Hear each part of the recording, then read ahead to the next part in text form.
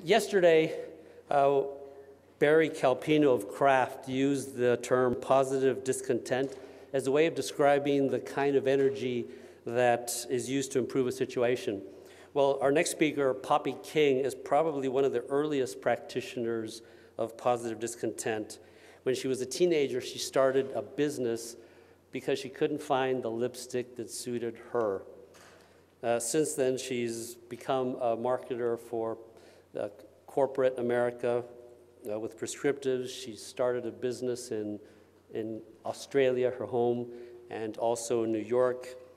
And since then, she's moved on to the next level, which is a consultant on beauty propositions.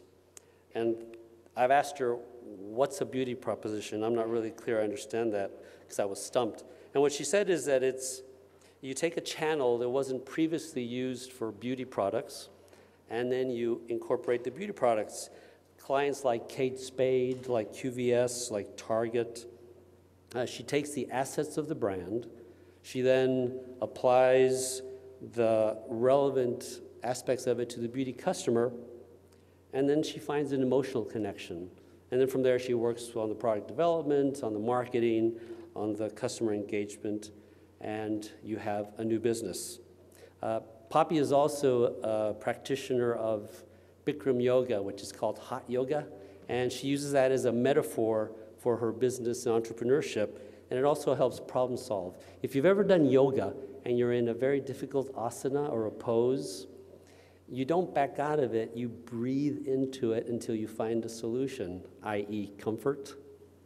And as hard as that is, it really does work. So if you want to know more about her, look on lipstickqueen.com and you can read more about her and her book, Lessons of a Lipstick Queen. Poppy King.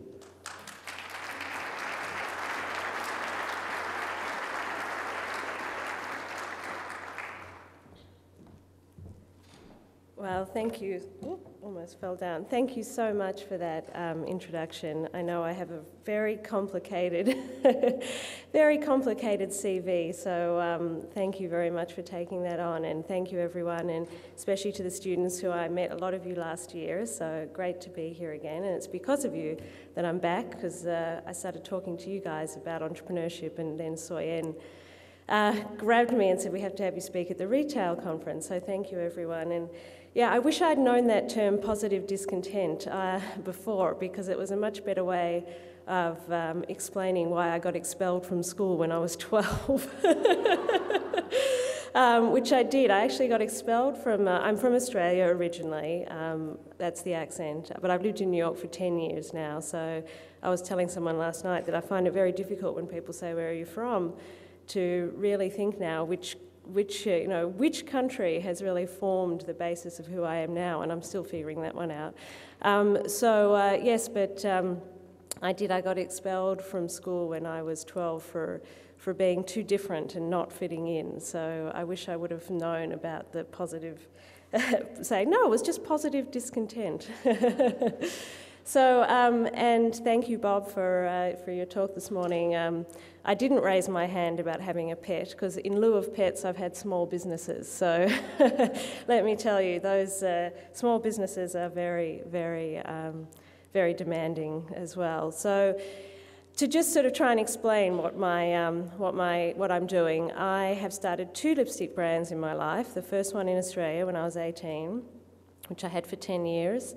And then I was brought out here by a huge figure in my industry, Leonard Lauder, to come and work for him in 2002 on a brand of his that they were struggling with called Prescriptive, so to come and give that an emotional connection. So I did that for a few years.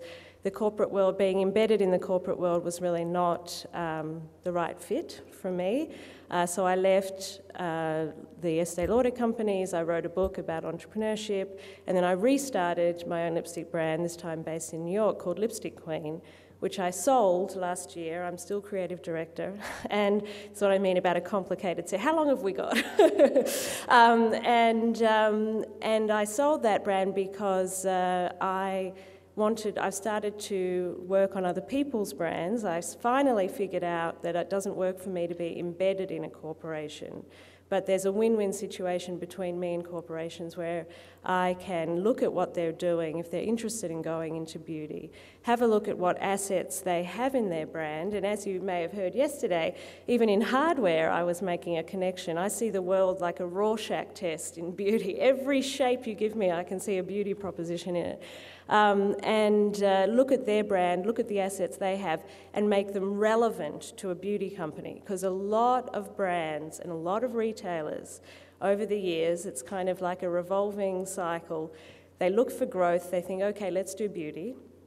And so they put a whole lot of product out there, they stick their brand name on it, and guess what, it doesn't work. And then they forget, they think, oh, we're never doing beauty, beauty isn't going to work in our environment, we're never doing it. And then come another 5, 6 years and they're getting pressure for growth, let's try beauty again. So what's happened for me is because I have been a specialist in emotional connection, which is also, I think, a euphemism for saying I've never had any money to advertise. So I've never had any choice but to use emotional connection, because when you don't have an advertising budget, and it's funny because a lot of the words that are now so popular, viral, social media, Twitter, I mean, that's what entrepreneurs have to always do. There's just now, these fancy terms for it. But when you've got no advertising budget and you've got no real estate and you've got nothing like that, you have to use emotional connection. And we were all using a form of social media, which is called word of mouth, and Twitter, which is word of mouth, and viral, which is meaning that you do something that people are going to want to talk about. So my business now, I have my own company called Poppy King Projects, not very imaginative.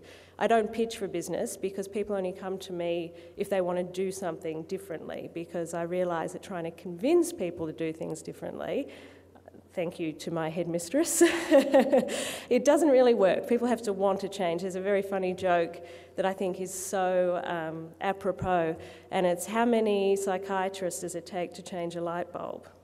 None. The light bulb has to want to change.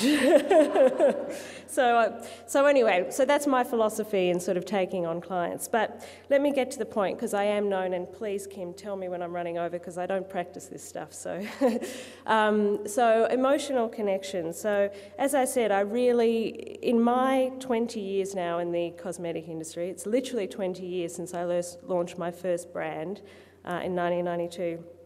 I really have only ever used emotional connection, and I think it's interesting that emotional connection is really coming to the forefront of what brands and retailers need to do in order to be successful in 21st century business. Because there, to me, I don't know, to Terry and to others in the room, it feels like there was just a marked total change with the turn of the century in how the customer behaves and what it takes to create, and what it takes to have successful brands, successful retail stores.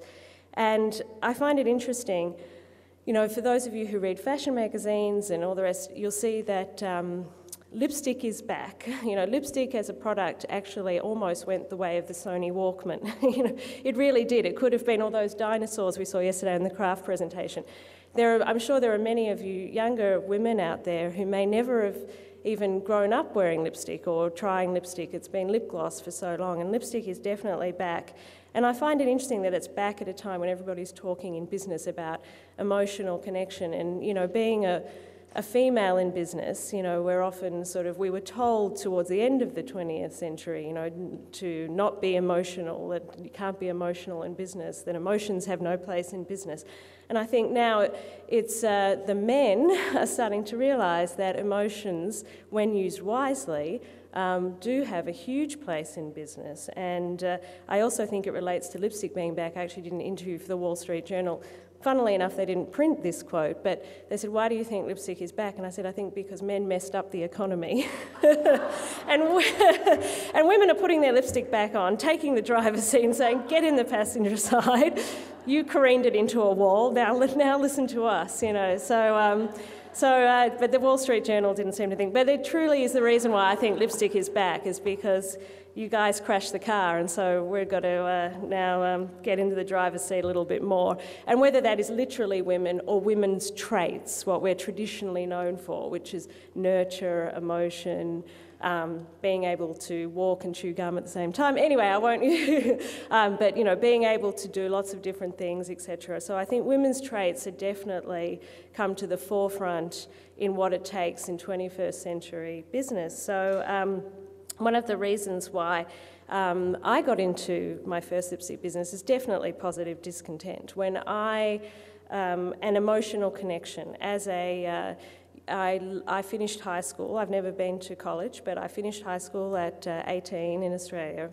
And I didn't get into architecture, which I had sort of vaguely decided I wanted to do, but I realised that you can't really vaguely decide you want to do something like architecture. You actually have to have done homework and all that kind of stuff. And for any people who know the book The Fountainhead, apparently reading The Fountainhead is not enough to qualify you to get into architecture. But so when I didn't get into architecture, and I'm not from a wealthy family or a business background family or any particular, there was no connection there as to why would I have gone into the cosmetic business or even more specifically into the lipstick business. It really was positive discontent because I came out of high school at a very unfortunate time for fashion, which was called the time of the power woman, and for shoulder pads, all that kind of stuff. But the premise behind the Power Woman was that, excuse me with my allergies, was that women could have it all. They could have a career, they could have families, that it was now a time for us to have it all, we were powerful. So with this sort of construct in my mind, I was going around department stores in Australia, in all the major brands. You know, we had electricity and we had the major brands, we had everything. But going around, and I was looking at the way cosmetics were marketed, and there was nothing there in the language that, to me, reflected what I was hearing women's lifestyles were now. I mean, there were products, you know, in terms of having the shade names, for example, you know, lipsticks called Tangerine Dream still, and Pink Chiffon Frosted and stuff like that. And so there was this emotional disconnect in this case between what I was hearing in women's lives and then how the language and the way in which the products were being marketed. So, for example, when I bought out my lipsticks, I called them after the 7 deadly sins. So you had lust and envy and anger and decadence, etc. I did change sloth to indolence because I didn't think sloth was such an attractive lipstick term. But what I'm saying is that so part of what got me into the business was not just looking for a lipstick that I was looking for, which was in those days a matte lipstick, not shiny, but also looking for an emotional connection with the product that felt relevant to me. And so that was really how I got into it, was because I, as the customer, and that's how I do everything, is thinking like a customer and knowing that I am the customer, and never really looking at it any other way except through the eyes of a customer. So thinking like a customer, there was nothing there that really I felt emotionally connected with. Everything felt like a disconnect. So that's why I decided not only to go into making matte lipstick, but to marketing it in a way that I felt was more emotionally connected. And it's interesting because I was doing a television, I was being interviewed for television yesterday, and one of the questions that I was asked was, how has my marketing changed over the years? And I said, it hasn't at all.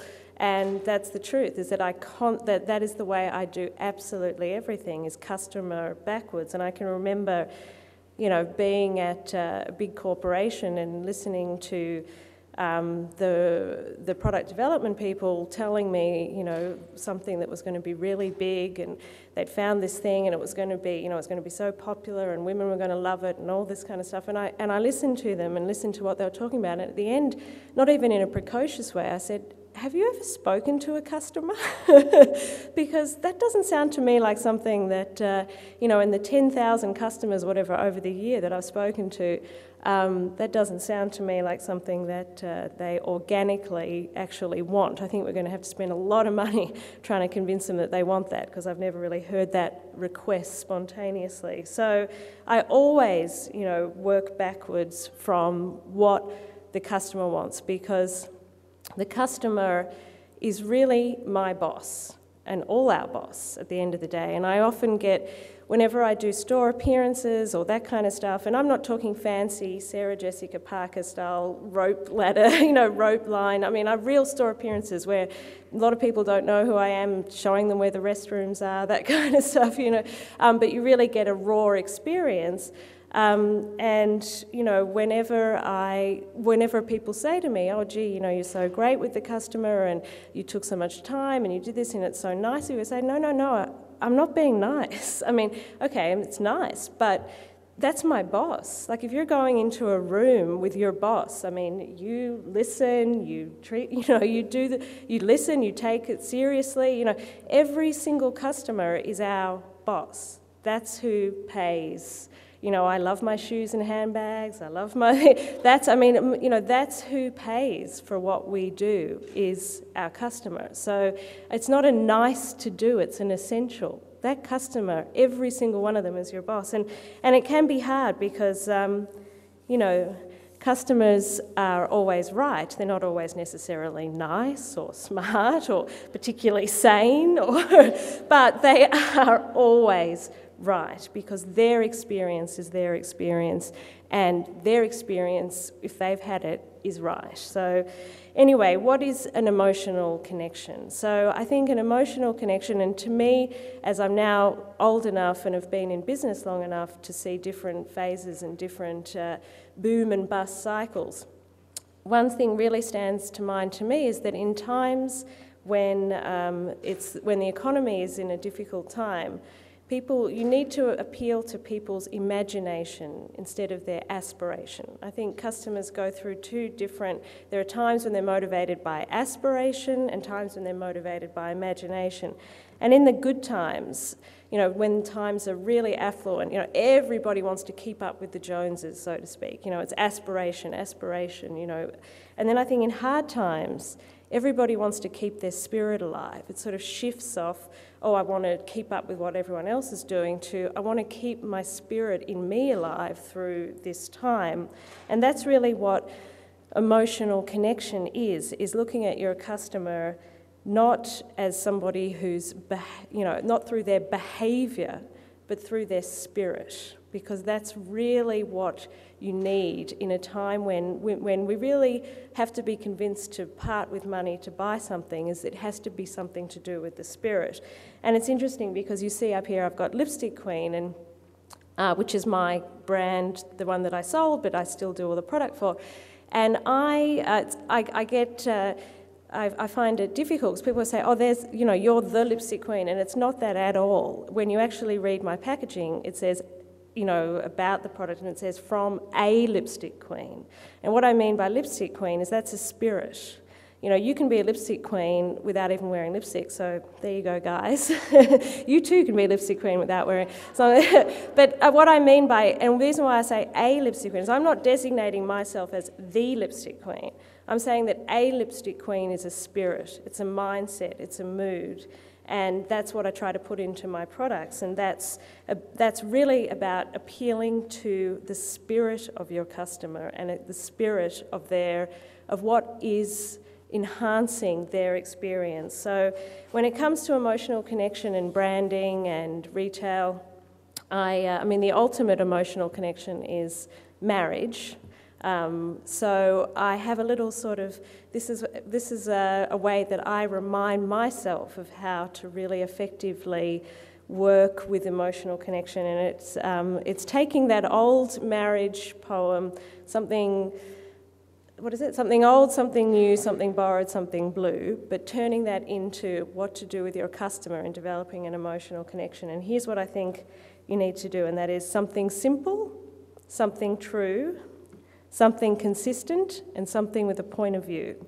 So let me go through those points. So something simple. I think we've seen, yesterday, so many of the great ideas that we saw were so simple. And one of the most difficult things in this world to do in branding and in retail is to be simple. Not dumb, because dumb is very different to simple.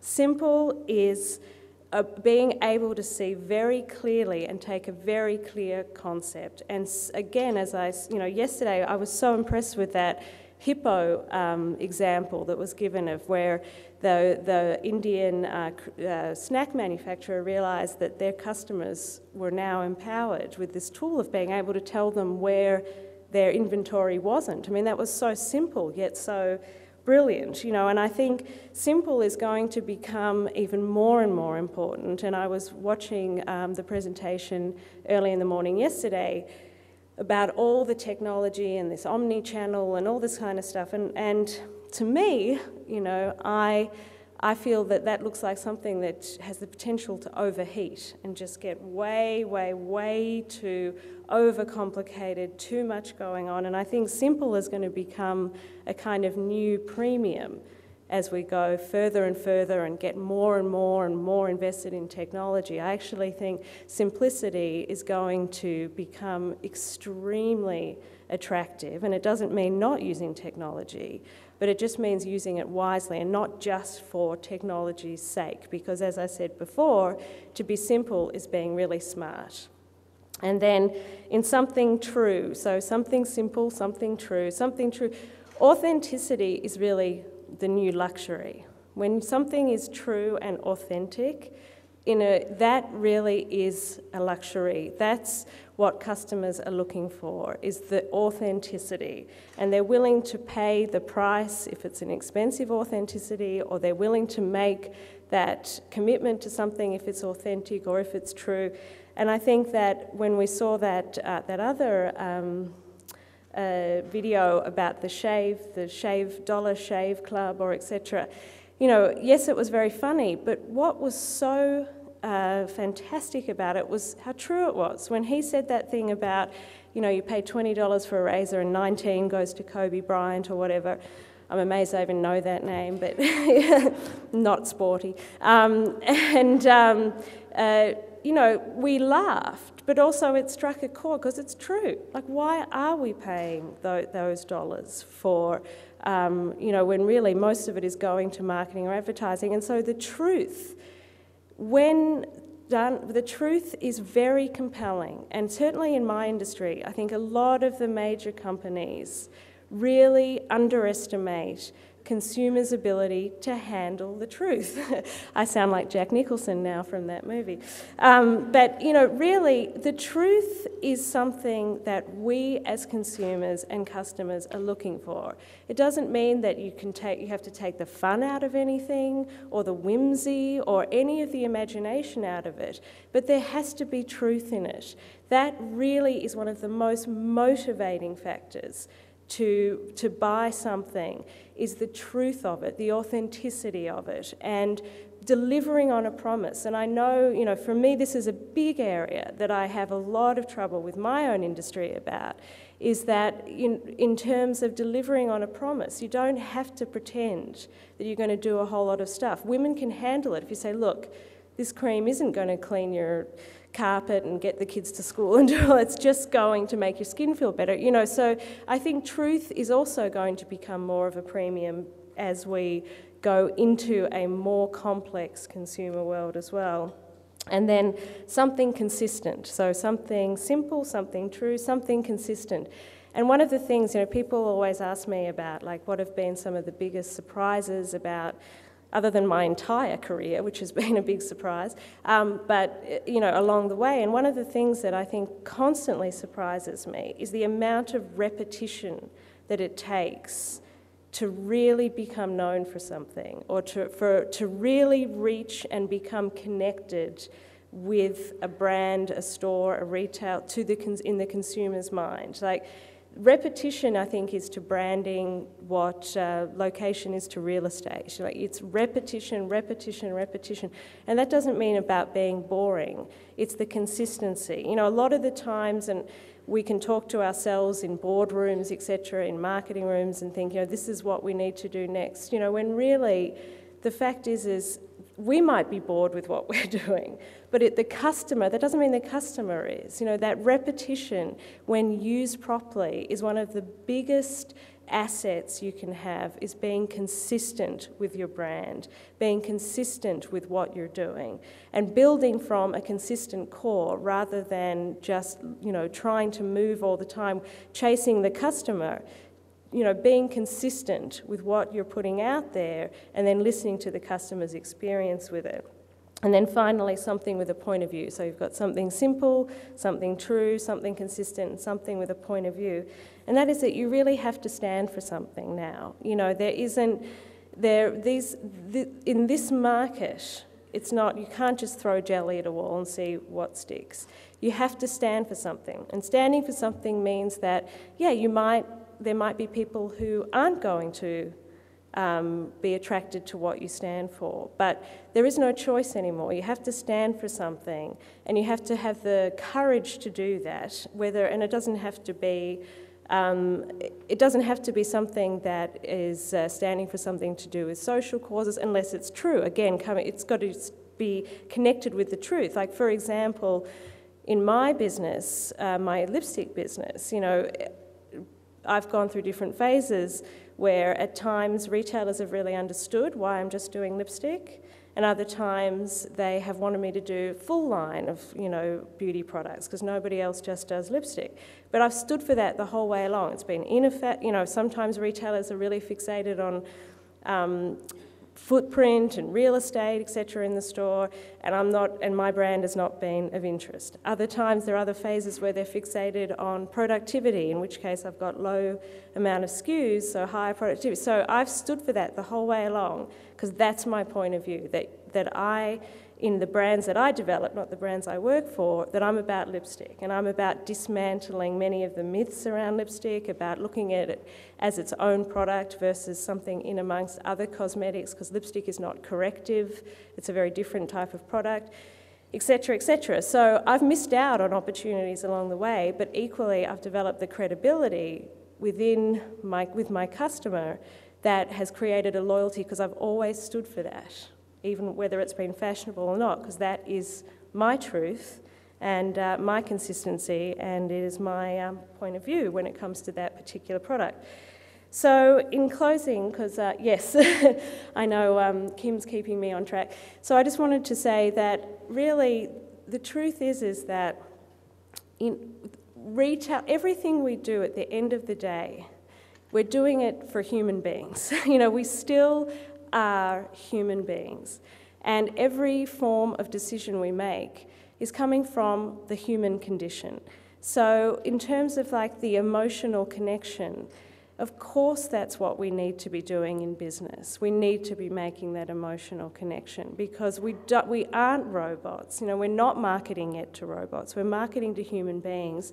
And emotional connection comes down to just being able to lift somebody's spirits, because what we are doing and what makes for successful retailing and branding is it really just making somebody's experience of being alive that little bit better. And really, there's the emotional connection. Think to yourself, what can I do that is really going to make this person's experience of being on this earth for whatever time they are just that little bit better? So thank you. Thanks. Thank you, and I'm happy to take any questions. Yes. Hi, this is actually not about lipstick. But it is about emotional connection. I was asked by Luxury Daily a couple of weeks ago where women's fascination with high-end shoes has suddenly come from. Louboutin is hot as a pistol, and everyone is real.